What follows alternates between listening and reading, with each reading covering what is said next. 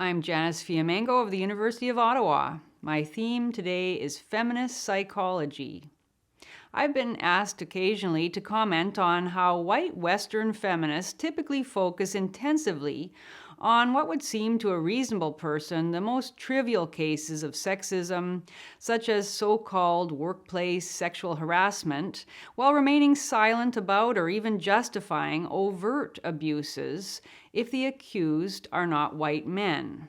A case in point being the years-long complicity of many feminist officials and journalists in the cover-up of the sex abuse scandal in Rotherham, England, between 1997 and 2013, in which an estimated 1,400 children were sexually abused, often with extreme violence, by gangs of British Pakistani men.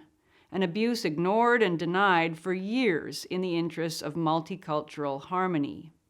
I'm not an expert on that or other similar incidents, but I do consider myself an expert on the white feminist mindset that such incidents illuminate.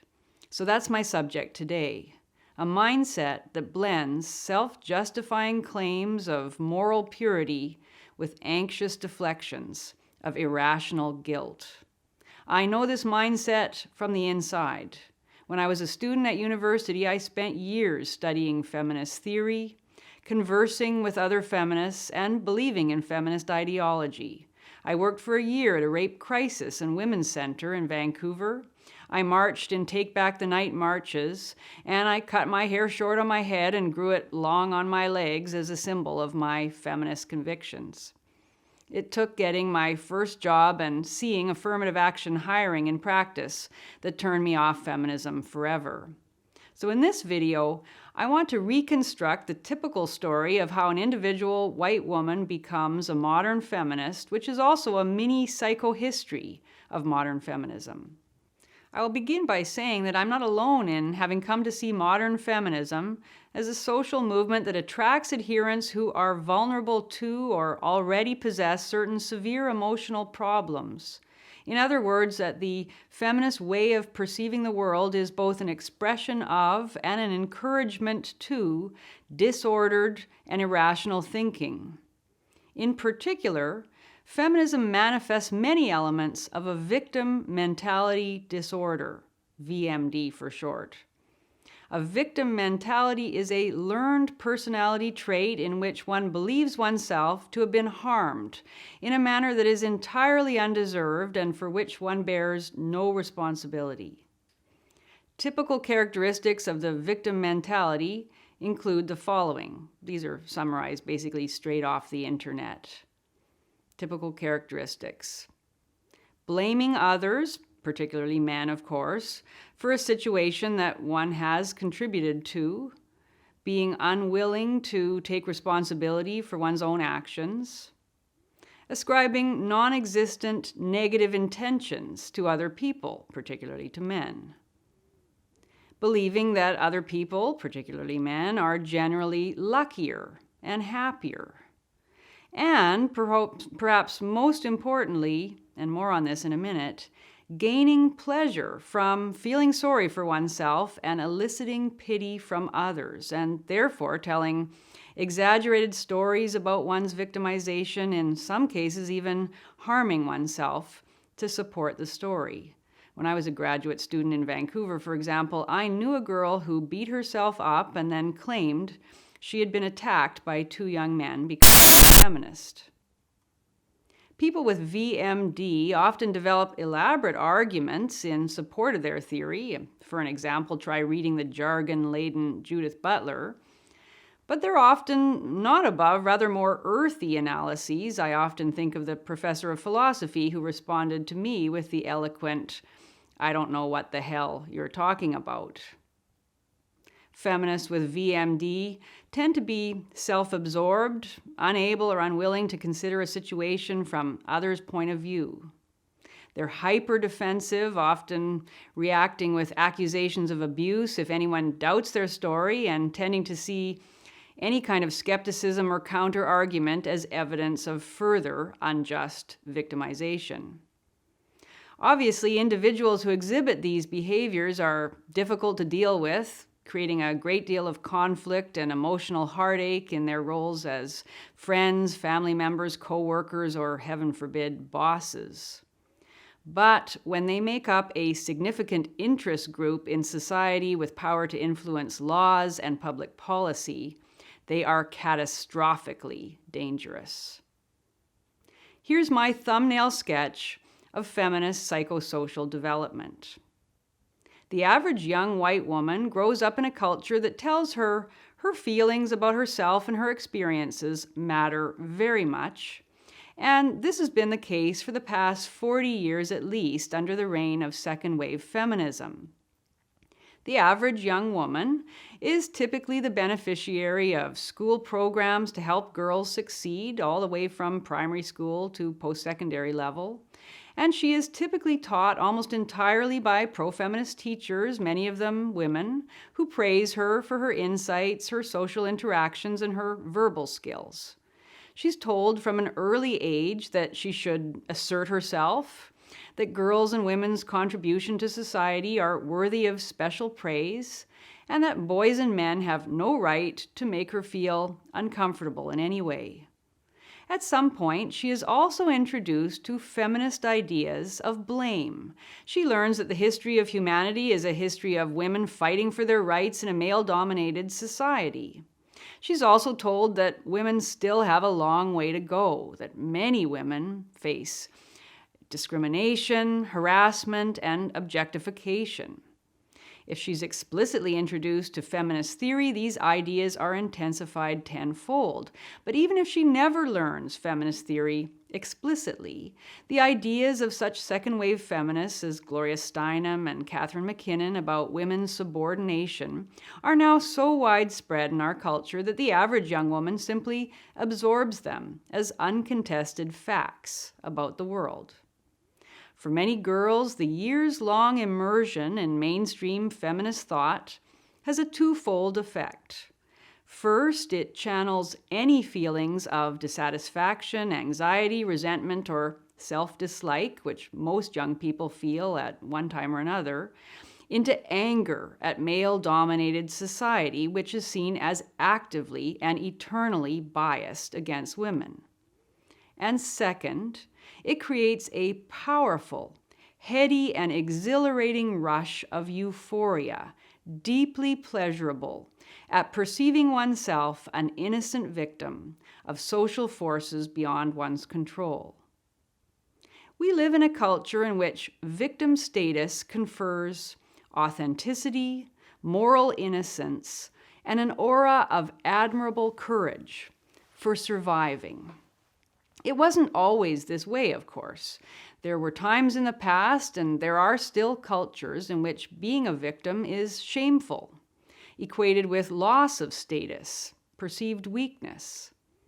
But at least since the late 18th century in the West, a movement to elevate victims as objects of sympathy and interest has gained ever greater traction and is now in full flower. In our day, the combination of the two effects I've named, the creation of a legitimized target for anger and the outpouring of sympathy for female victims, contributes to the development of the feminist victim mentality, especially the belief that any difficulty in a woman's life, from disliking one's big bum to a failing grade in math, is caused by a single malevolent source beyond her control, and that she is owed public sympathy and compensation. Under the feminist VMD, sources of dissatisfaction, rather than being accepted as part of every life or seen as balanced out by sources of happiness, are eagerly identified, remembered, and magnified. The use of the word survivor by feminists is a good example of how the two aspects of VMD are expressed in feminist discussions. Survivor is a term that was once used to distinguish those, often Jewish, victims of genocidal attacks who survived the camps or pogroms. But it is used now almost invariably to refer to women who claim to have been sexually assaulted. The word was chosen ostensibly to rebut the charge that women revel in their victimization. but in effect it intensifies the emphasis on heroic female suffering. The idea of victimization, of course, remains part of the word survivor. What is one surviving if not one's victimization? And to that is added a dimension of noble resistance. Survivors claim all the sympathy due to innocent victims for an assault for which they were not responsible, while also claiming public admiration and deference for their alleged moral strength and courage in speaking out about the assault, in alerting society to the problem, and helping other women in similar overcoming. No wonder that a website devoted to outlining the stages of healing from sexual assault makes it clear that it can take years, even a whole lifetime, to fully recover from a sexual assault. With so many powerful public rewards for victim status, it is surprising not that women emphasize their victimhood, but that even more women do not do so. But a big problem developed for the white feminist along the way. All of these powerfully positive feelings are vulnerable to claims made by women in other identity categories, especially lesbians, Black women, Aboriginal women, and disabled women. Not only that their suffering is far more severe than that experienced by white heterosexual women, but even worse, that the white heterosexual cisgender woman actually participates in the oppression of these others through her whiteness, her heterosexuality, her able-bodiedness, etc. This psychological stage corresponds to the advent of the third wave of feminism, when prominent feminists such as Angela Davis, Kimberly Crenshaw, Bell Hooks, and Gayatri Spivak confronted white feminists with their blindness to the impact of racism, classism, ableism, and heterosexism in women's experience. Psychologically, this is a shattering accusation, threatening all that the white feminist holds dear in her self-conception. Most fundamentally, it takes away her moral innocence and the intense pleasure she has derived from her victimhood. The threat has to be defended against in some manner. But because the structure of the victim claim made by these other women is so closely related, it's actually identical in outline, it's another binary model of innocent victim and privileged oppressor. So because the structure of the claim is identical to that made by the white feminist herself, it cannot be rebutted without at the same time threatening the grounding of the white feminist's own identity. And that identity is far too precious to be surrendered. So an accommodation has to be arrived at. And in the history of feminism, it was, quite simply in theory, it's become the theory of intersectionality, though in practice it has involved myriad, fairly complicated and sometimes incoherent calculations of degrees of victimization and complicity. In practice, essentially, white feminist guilt for white privilege or heteroprivilege is acknowledged, even embraced, since the deflection of blame is always the end goal of the feminist psychosis. That is achieved, in this case, by accepting and then renouncing privilege through confession and contrition. Confession involves, as we have often seen, public acknowledgement, the ritual announcement of one's sources of privilege, and contrition involves attacks on the externalized source of that privilege, whether it be racist patriarchy, heteropatriarchy, Western colonial patriarchy, or what have you. Thus, the white feminist reclaims her temporarily lost moral innocence by focusing with ever greater fury on white heterosexual able-bodied cisgender male villainy and declaring her allegiance with its various victims, the non-Western other, the sexually marginalized, and so on. She becomes innocent again by becoming a victim advocate for her brown and lesbian sisters, and even in some cases, brothers. This may involve the white feminist in blatant contradictions, but that's fine. In recent debates in Canada, for example, about the wearing of the Muslim niqab, the white feminist position in support of the niqab involves accepting ideas about female sexual purity under Islam that contradict the core principles of Western feminism. But such acceptance is eagerly proffered in quest of the moral innocence required by the white feminist victim mentality disorder. You see, Islam is by definition in the intersectional feminist schema othered by the colonial West and therefore cannot be the main target of feminist criticism, no matter how repugnant elements of it might be.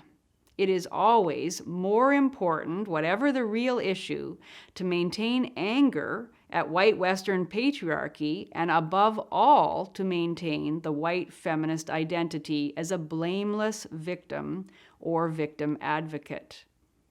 In its simplest outlines, this schema of white feminist VMD can be applied in every situation we encounter today. White feminists march in the slut walk one day and want all white women to wear a hijab in Muslim solidarity on another day. And you can bet they don't try to shame Muslim women into walking topless in the slut walk.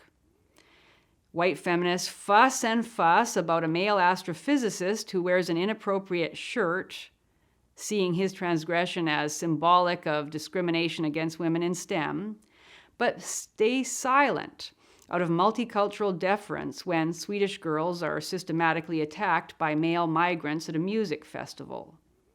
Though one might have expected to find disagreement amongst white feminists over such issues, in practice, the degree of uniformity among them is striking.